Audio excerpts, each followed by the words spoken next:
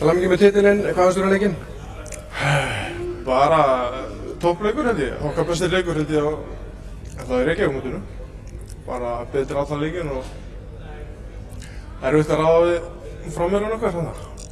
Það áttu bara ekki breyk eiginlega. Káringur áttu svo sem ekkert heldur bara ekki í vörnina. Nei, ég ætla ekki að draga því en hann stóð sér vel í dag og bara allir með tölu. Hvernig lögðu þau leikinn upp? Við ætlum bara að vinna sko, það var svona aðalmarkmiðið.